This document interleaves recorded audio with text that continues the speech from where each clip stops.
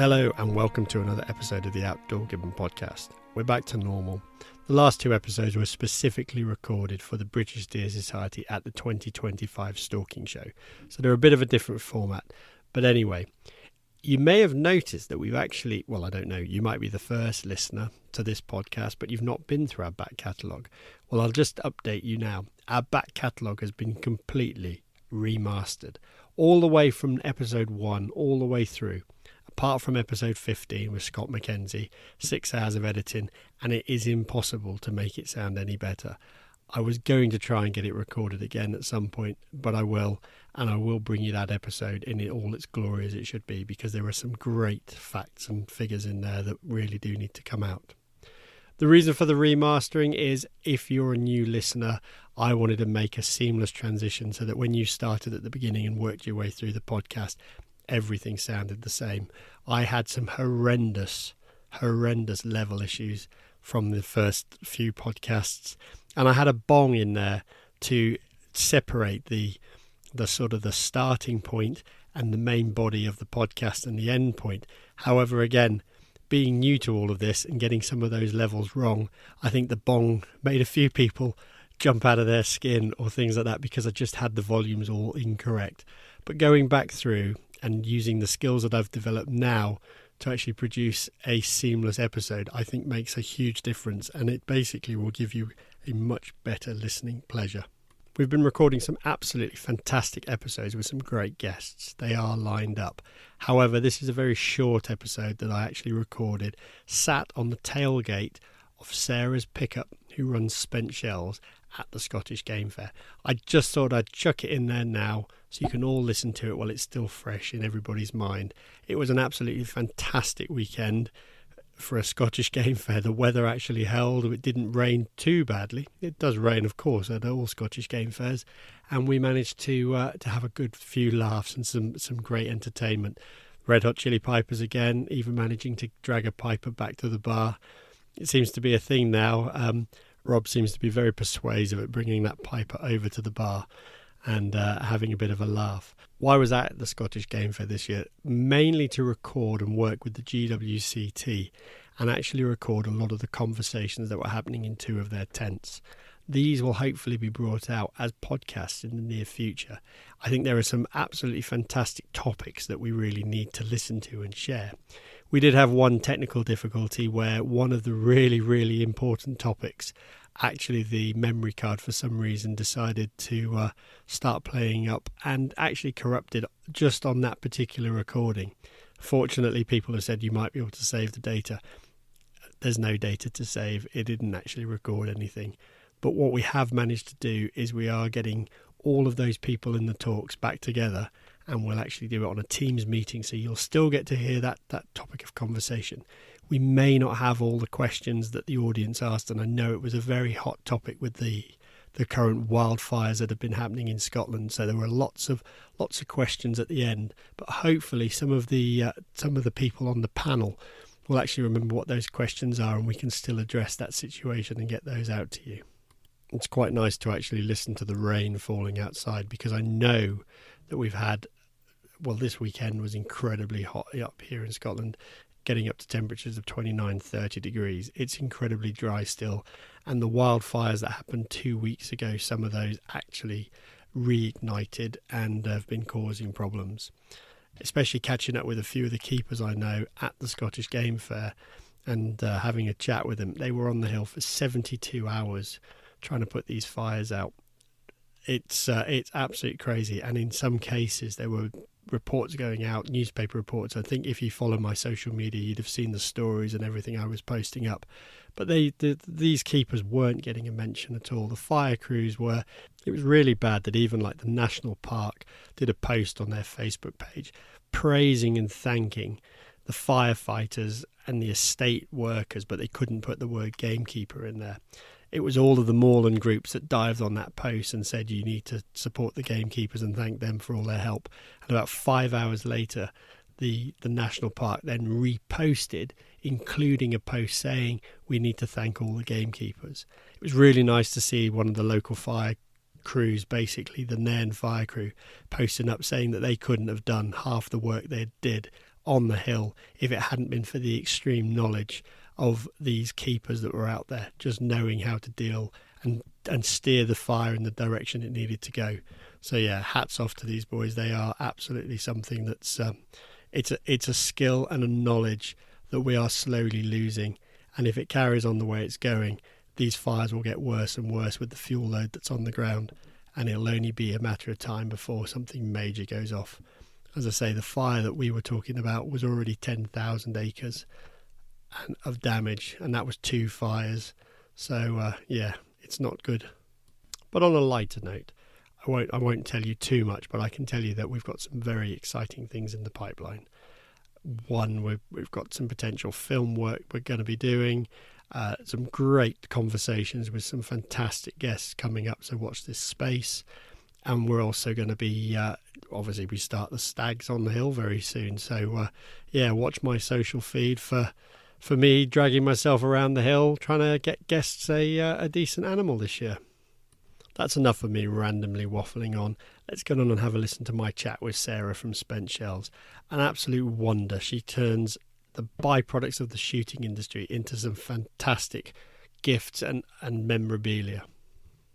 The Outdoor Given podcast is proudly sponsored by the Shooting and Hunting Academy, an online training platform and UK registered learning provider that provides a host of accredited and nationally available courses and masterclasses delivered by leading industry experts.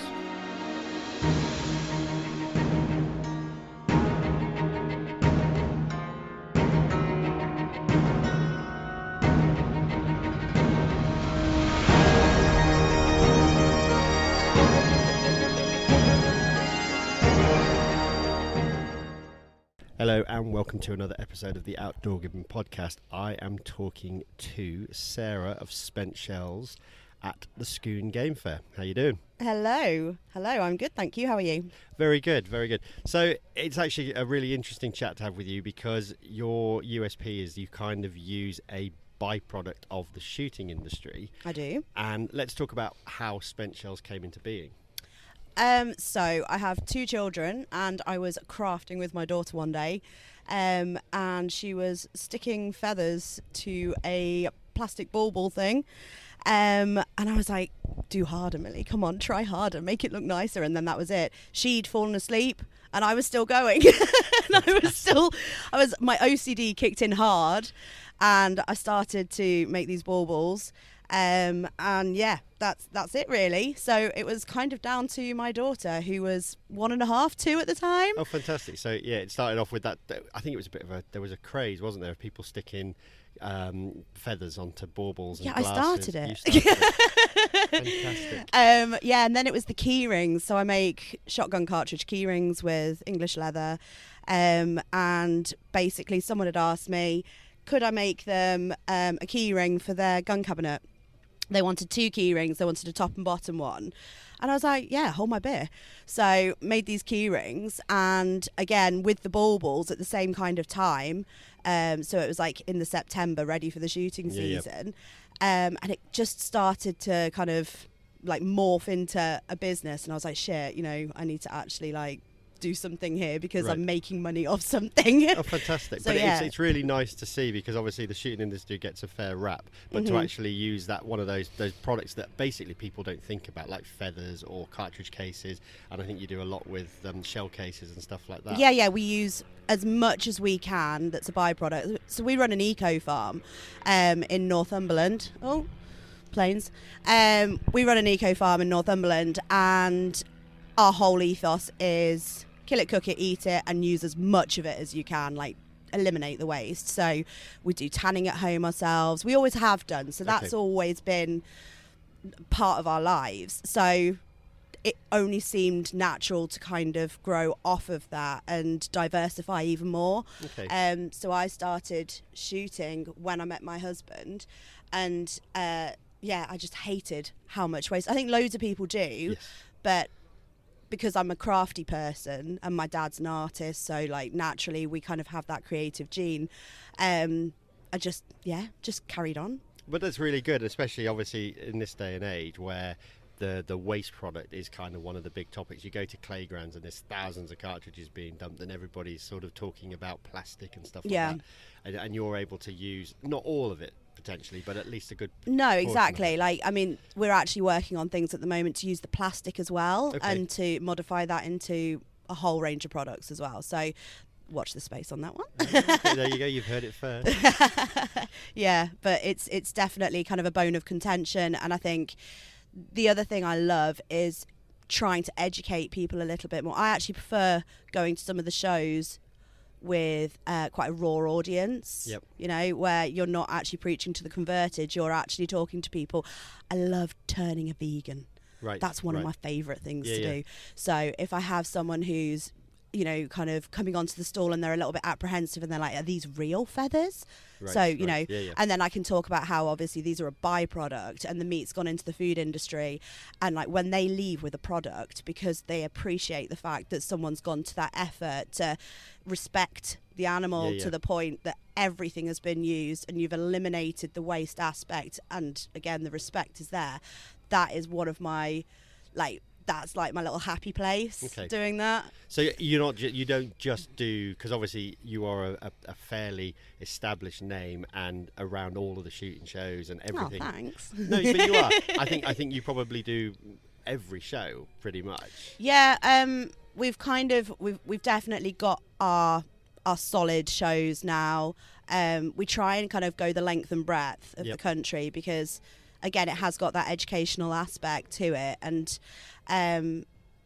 just try and cover all bases. So we do country shows, we do the big shows, and you just meet so many different people, and networking and education. It's great to kind of find other people that are similar, or to be able to help people that want to change their way of it as well. So you know, like we all know that there's some big shoots out there that they seem a little less, a bit not cold to that side of it. Do you know what I mean? Like, and it's also when they come to you and go, right, we want to do better. We want to make this more sustainable.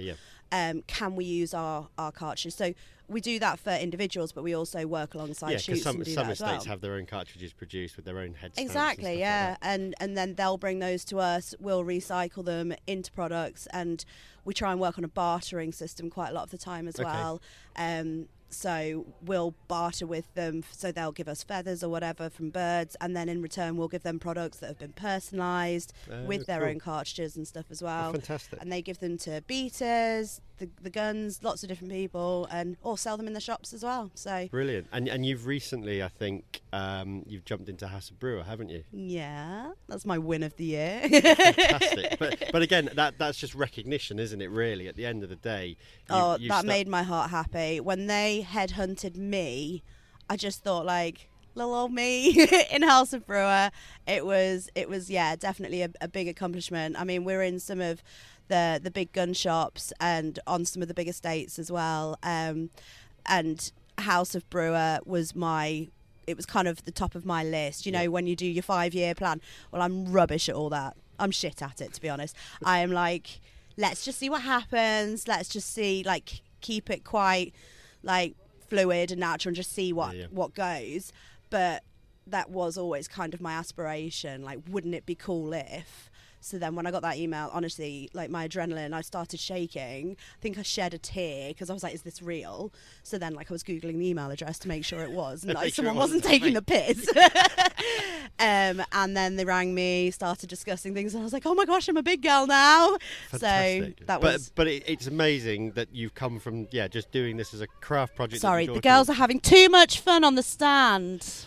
Quiet, please, in the background. So it's amazing that you've come from sort of doing this as a craft project with your daughter to being in one of the most iconic Scottish Highland shops. And I think, they're such trendsetters as well, kind of within the industry, but with a real history to them as well, and such a classy establishment with so much history. It's just How do you keep the energy up? Because obviously doing the whole show run, I don't do a lot of it, but when I come here it's fairly tiring. How do you keep that energy going? A really good team. Yeah you've got to have people around you that pick you up, and that you work off, I think. And so when I first started, I was literally just a girl on her own, setting up a 3x3 marquee, hoping someone was going to buy something. Right.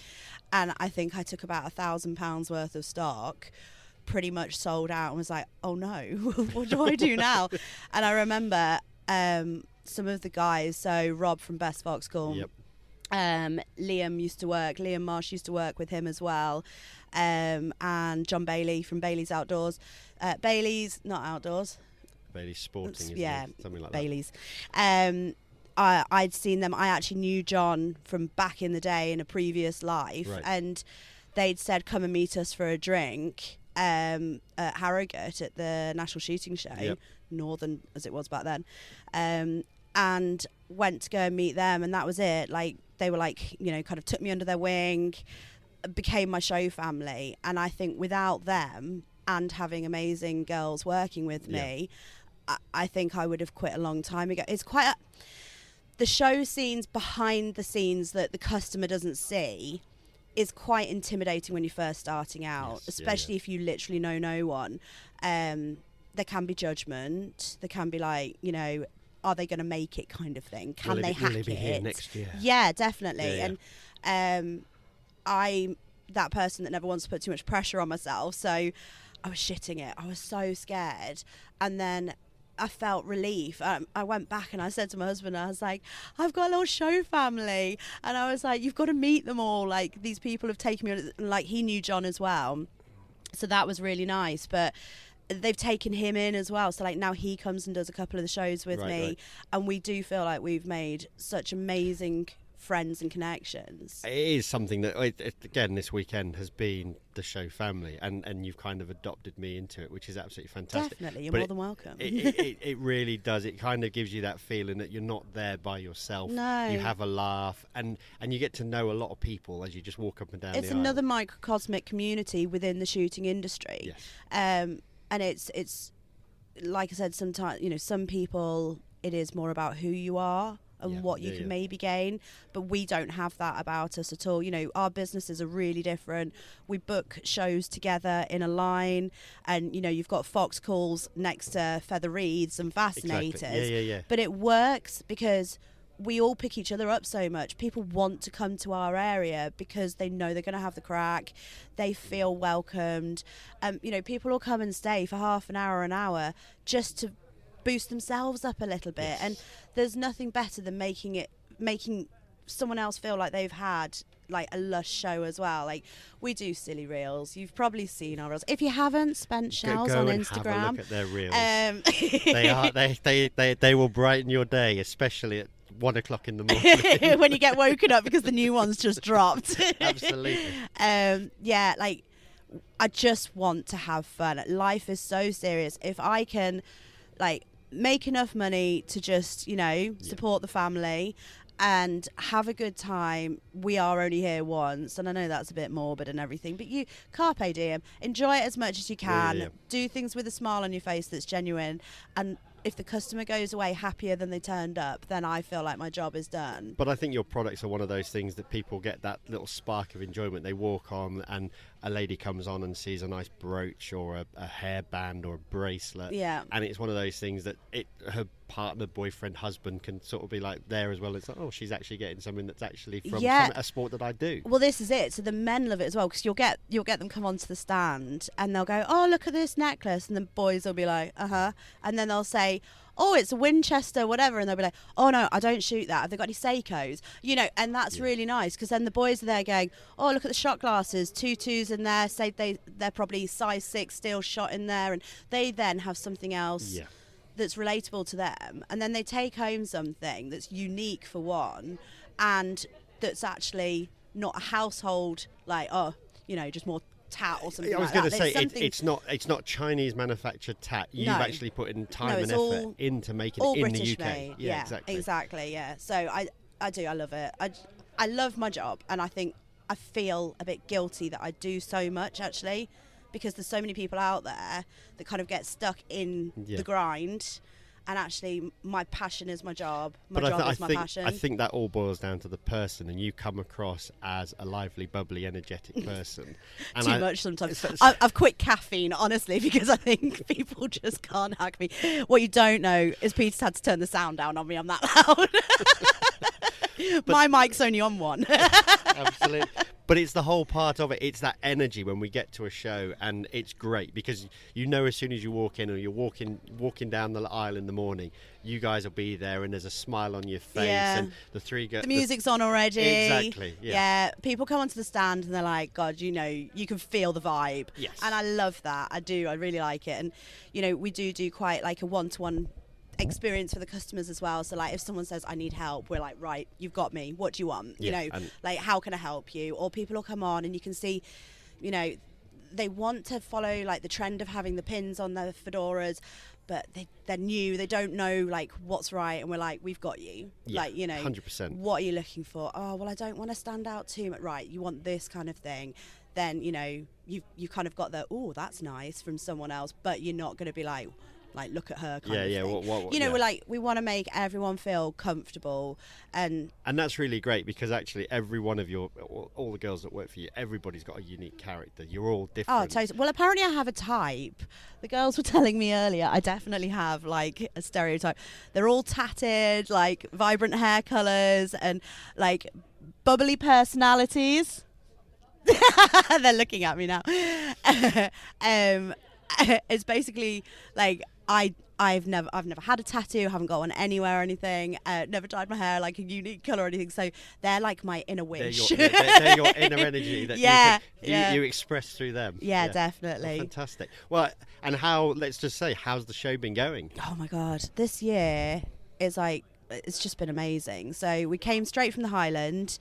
We had like a week and a half break. I didn't sleep for about 4 days trying to restock because obviously we make everything ourselves. Yes, yeah. So it is intense. Like you have a really good show and then you're like, shit, I've got to make all that stock again. So is that just you making it, or do you have a team in? No, Beck helps as well. Okay.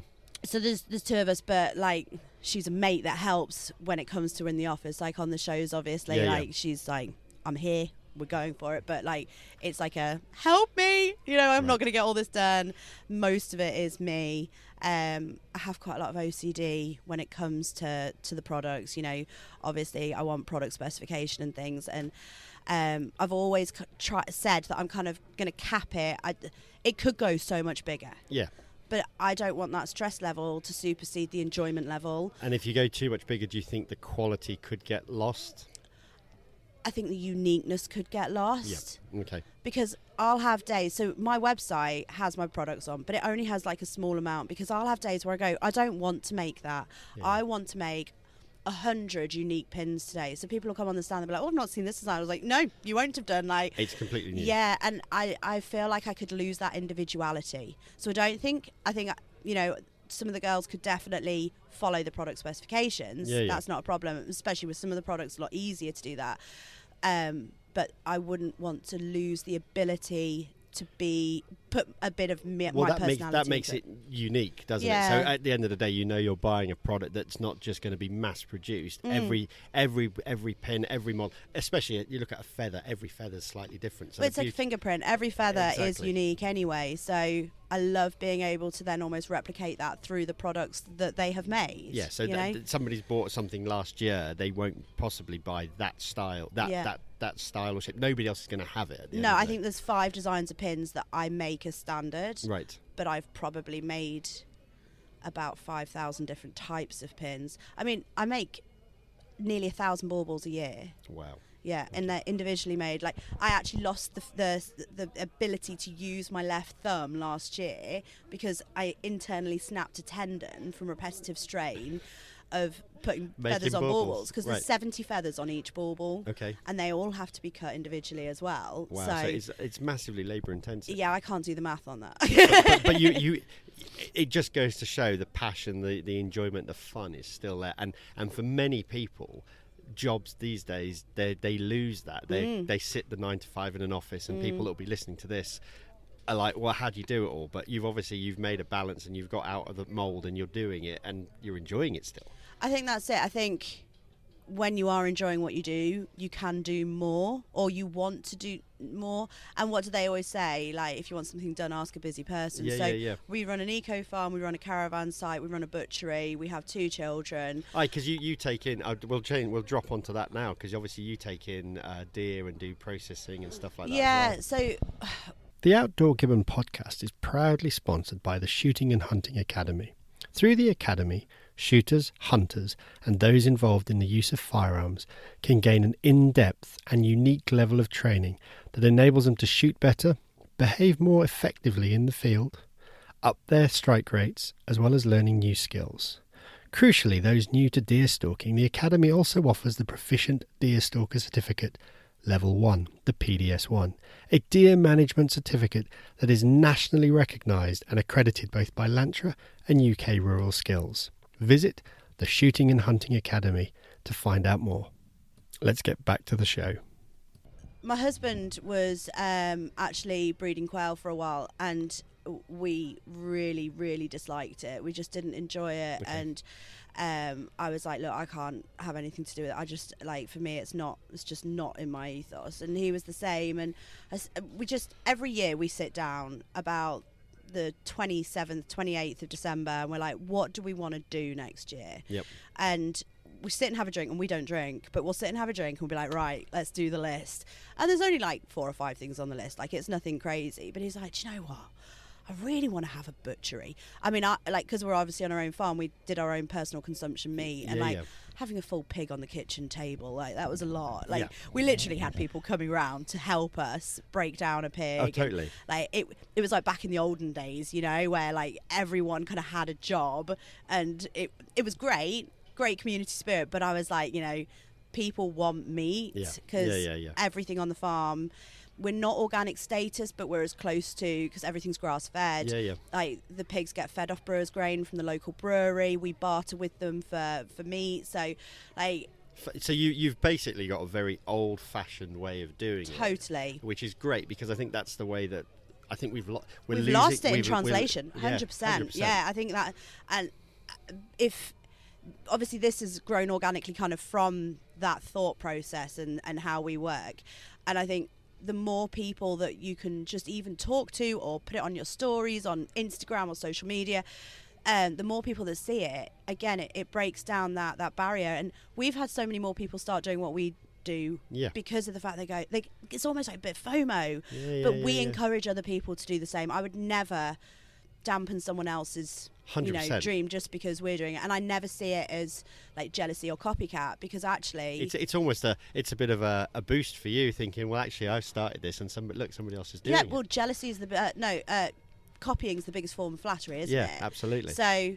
it's just making sure that you're not wasting your time being grumpy about someone else doing it. You're actually like using it as a pick-me-up for yourself. Do you know what I mean? And I think I'm a glass half full person. Like, that is my, you know me now. That's my personality. 100%. So he said he wanted to start this butchery. By the second week in February, we'd built a butchery.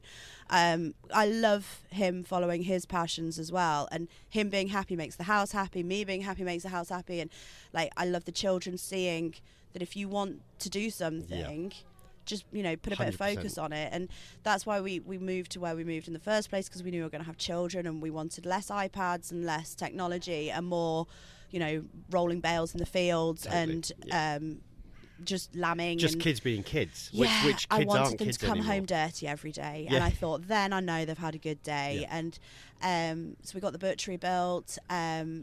He was a bit anxious about kind of how to start that off. He did his DSC 1, he did his DSC 2. He had to go and sit in a room again and like be educated. He bloody hated it. I mean, those courses, he's been shooting. He started actually shooting when he was about 12. Right. And then obviously started stalking and hunting when he was about 17, 18 with his uncle. So he's been doing it 22 years. But pieces of paper and today, exactly. But then he started to get, and then he got his food hygienes and everything, and then all these awards and certificates was like kind of building up on the sides, and he was like, babe, I think I'm doing it. I was like, you are? Like, you're smashing it. But it's great that both of you have got an energy that feed off each other and actually make it work. Because we're so aligned, and that's really important to have in any relationship, whether it be a friendship or relationship. If you're not, the barriers start to kind of get in and niggle away. It's the energy of one sometimes doesn't always focus onto the energy of the other. No. And things don't work. But to see it, and especially because at the end of the day, both of your businesses are fairly high risk as well. Yeah. But obviously, again, because we have so much transparency in what we do with each other, and anyone that we need to obviously have kind of within that as well, like, it just works. And so he started that, and we started to kind of advertise locally, and I mean now it's massive. People are loving the butchery, like byproducts from that. So I'll be in our chiller plucking birds that have been dropped off by a local shoot, and then 5-10 minutes later he's breasting them out. They're backpacked and off to somebody. Even our dog treats on the stand are our own homemade jerky for the dogs. So pheasant and partridge, that's just the edges and the bits that, if we've just breasted out, anything else, the legs and all the rest of it, we dehydrate, we turn them into the dog treats. People ask us if they can buy the dog treats off the stand, and we're like, no. These are just, our treats for the dogs. Yeah. But it's definitely, again, because I think we were so focused on knowing where we wanted to be, it worked quickly and efficiently and well. Yep. And it's been great. So, yeah. What a real winner, what a story, because it's not very often you hear of sort of the byproducts of shooting, the butchery side of it, and it all works so well, like symbiosis. It works together. Definitely. And you come to the shows, the energy, and people expect to see you. They love to see you. Your stall, literally, I'm sat here now, sat on the back of your pickup, we're behind the tent, looking out, and it is just people passing and stopping and musing and looking around your stall, and that's especially at events these days, it's absolutely fantastic to see. Yeah, definitely. We try and make the stall really friendly as well, so obviously we do it like a little mini shop, so people don't have that pressure of kind of like that really harsh straight line of products with someone standing behind staring you in the eyes. We want people to be able to, like you said, muse around a bit. And I love it when someone goes past and goes, oh, Jane, look at those baubles, or like, oh my God, I've never seen anything like that before. And that's where the conversation opens, and then you can start communicating. People will then message me saying, like, I'd really love to have a go at making my own with some of my feathers. I will give them all the information, like full transparency.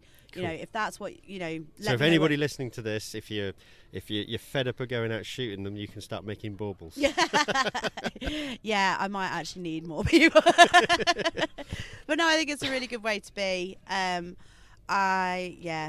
Eliminate as many of the barriers as possible. The more people that do it, the more people appreciate, respect, and that's the whole point, for me. No, 100%. And I think, it is a ray of light to see somebody with so much energy at a show, because unfortunately at this day and age the show scene is so hard for a lot of retailers. I mean, sorry to all the show the show owners out there, but it's expensive as well. And a lot of people do drop off that are the smaller businesses, because obviously we're still paying the same rates as the big businesses, and it is a lot to keep your head above water. So I think stay with it and persevere if you can, because you get places like House of Bruar.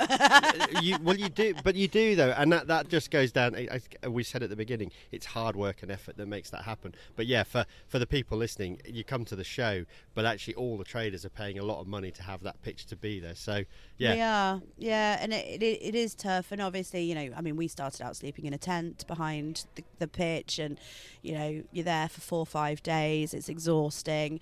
So again, it goes back to having good people around you, and if you've got that, now they stay in my studio, my recording studio, which is my caravan. We leveled up to a caravan with hot running water. Definitely makes a difference. Girls are much happier. Totally. Yeah, absolutely. But no, like, it's the Cara pub as well, so it's like the schmoozing, like just like soiree place in an evening. But I just think that whole environment, that whole energy just allows the event to go on. Yeah, it's like some of the guys like Rob and Scott have left this morning. Yeah, and that's it. We know it's the end of the show coming, but it's been an absolutely fantastic few days. It has, and like last night, we all had a moment, didn't we? And it was like, this has been such a lush weekend. Like, This is the only show Rob doesn't actually do that I do, That's but he right. still comes up because it's downtime for him. He doesn't have to worry because Yes. obviously he has more staff than me and things as well. So it's a lot of pressure, because it's not just, you don't switch off at 5-6 o'clock. No. You're still thinking about, right, what do I need to do for tomorrow? Are the girls okay? Do I need to do anything for them? Like, you still mum life it almost, Yeah. because Yeah, yeah, you're yeah. making sure your brood are all right, but it's keeping that balance. Like yesterday the wind was really bad, like shit, and I was panicking, I was stressing, and I thought I could feel my stress rubbing off onto the girls, and we don't do that on the stand. Like, we don't have stress on the stand. So I was like, right, I'm buggering off, because if I stay on this stand, I'm just going to bring the whole lot down. So I went back to the caravan, had a little tidy up of the caravan, came back with a couple of cocktails for the girls, because it was about 4 o'clock, and I was like, we've got an hour till we finish, and that was it. Like, came back in a whole different headspace.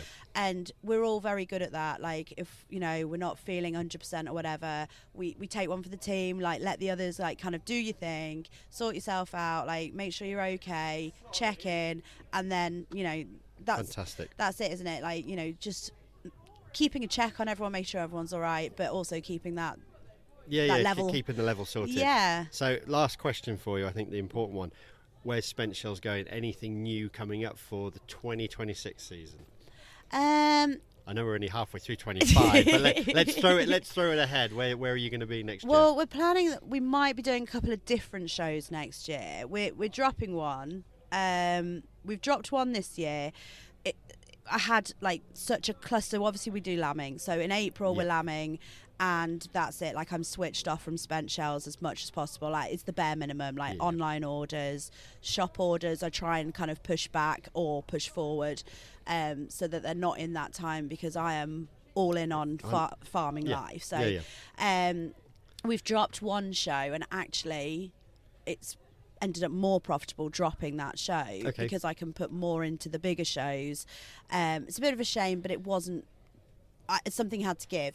So then next year we are actually dropping one more, but we're looking at doing a couple of others. So I don't want to say for definite yet, this because space, basically. Yeah. And then product wise, we are looking at, like I said, hopefully working with some of the LDP plastics, so the low density, from the cartridges, because again, I don't throw anything away either, right? So my office is full of cartridges, broken down cartridges, and then shit tons of plastic, because I don't want to. So I've been like, little mad scientist trying to work out the best ways. But we've had a word with a couple of other companies, hopefully working with them. Also, they like the idea of, again, it being a recycled product. So it's watch just this space again. It's trying to juggle and keep all those balls in the air. I was going to say it sounds chaotic, and it sounds like, but you're doing an amazing job. So keep up the hard work, and thank you. I will let you go back to a busy stand so that you can carry on selling stuff. But thank you ever so much for sell some shit made out of feathers. Exactly. Thank you so much for giving the chance to have a talk with me. No, thank you.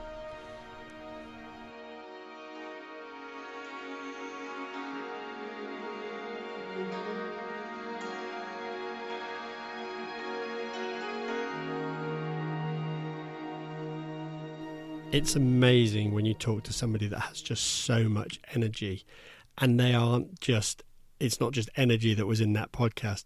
Sarah and her team are just full on all the time. I just don't know how they manage it. The rest of us get up in the morning and we're a bit sort of, it's another day at the game fair, we've got to get on with it.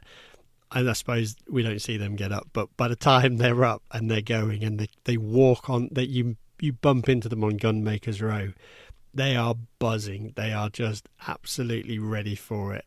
And anytime you go past the stand, they're never looking dull. They're never looking down. They are just so full of energy. And I think it shows. And that's why they do the reels. They do everything that's going on there. And people just come back because it's a great place to go. It's like one of those feel-good things. And I know they're going to be at the main game fair. If you're going to the English game fair at Ragley Hall, they're going to be there. And again, watch out for that energy. And if you've never met them, just go along and have a look. I know it's not for everybody, but there's things on there you can get. There's all sorts of wonderful stuff on there. If it's a gift for a a partner or something like that, or even something you fancy yourself, go and have a look at what they've got. There is always something there. But yeah, as I say, great people to talk to, high energy, good fun. Keep listening, because we've got a lot more podcasts coming up in the near future. But what I need you to do is, if you like this, share it. But I also need you to go and leave me one of those 5-star reviews.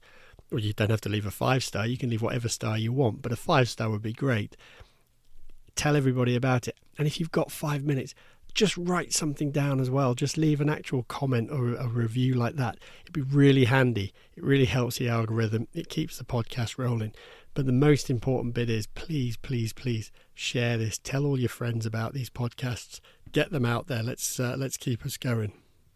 And on that note, I'm going to bring this one to an end, and we'll catch you on the next one.